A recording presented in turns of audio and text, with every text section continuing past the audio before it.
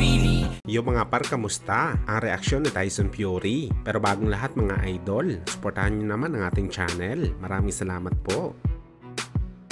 So matapos nga po mga idol, sinabi ng WBC Heavyweight Champion Tyson Fury na sa ngayong stage ng kanyang boxing career, wala na daw siya dapat patunayan pa sa bakbakan dahil halos ilang taon niya na daw pinagkarian ang kanyang dibisyon at tinalo niya daw dito lahat ng magagaling na fighter kagaya ni Vladimir Klitschko at Deontay Wilder. Hindi niya na daw kailangan sa kanyang resume si Alexander Usyk na isang middleweight na obviously naman daw dudurugin niya lang ito sa bakbakan, at ang kapwa nito Breton na si Anthony Joshua na hindi naman daw talaga isang boxer kundi isa daw talaga itong bodybuilder. Kaya ang talagang priority ni Fury sa ngayon mga idol ang magpayaman na lang sa bakbakan, gumawa ng malaking laban at kumubra ng malaking halaga. Wala na daw siya pakialam kung sino ang kanyang makakalaban, basta kumita daw siya ng limpak-limpak na salapi. Sabi pa nga ni Tyson Fury sa isang interview mga idol, kung meron man daw siya goal ngayon, yung malagpasan nito ang most highest grossing fight ni Manny Pacquiao at Mayweather Jr. Nakakaramdam daw kasi si Fury ng selos kapag pinag-uusapan ang first money ni Mayweather at Pinoy Legend sa kanilang bakbakan noong 2015. Bakit daw hindi niya ito makuha? Kahit ang pera lumaki na dahil sa inflation, pero kapos pa rin daw siya na abutin ang natanggap ng dalawang legend. Kung matatandaan nyo mga idol, sa unang hamon ni Fury kay Usyk, humingi po siya ng $500 million. Ito sanang panapat niya kay Pacquiao at Floyd, subalit walang investor ang kumagat sa kanyang gusto dahil hindi naman ito biggest draw kagaya ng Boss Manny at Calvo sa boxing sports.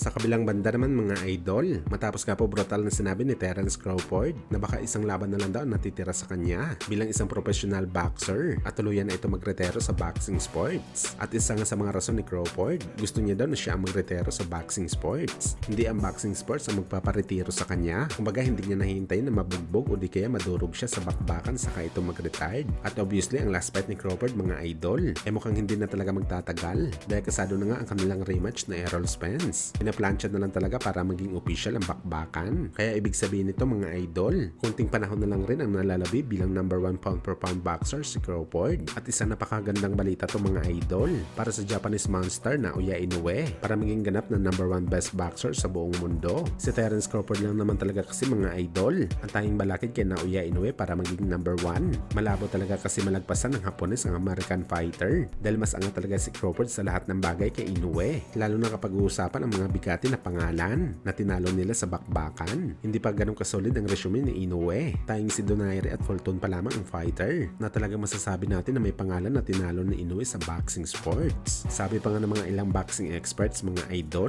kahit pa daw matalo ni Inoue si Tapales sa kanilang undisputed fight sa December at mapantayan nito si Crawford sa pagiging 2 division undisputed champion, hindi pa rin ito dahilan para maging number 1 pound per pound boxer siya. Kaya isang napakagandang balita para kay Inoue na tuluyan na mawala si Crawford para maging hari na siya sa boxing sports at sumunod sa yapak ni Boss Manny na isa sa mga Asian boxer na naging pound per pound king sa sports ng suntukan.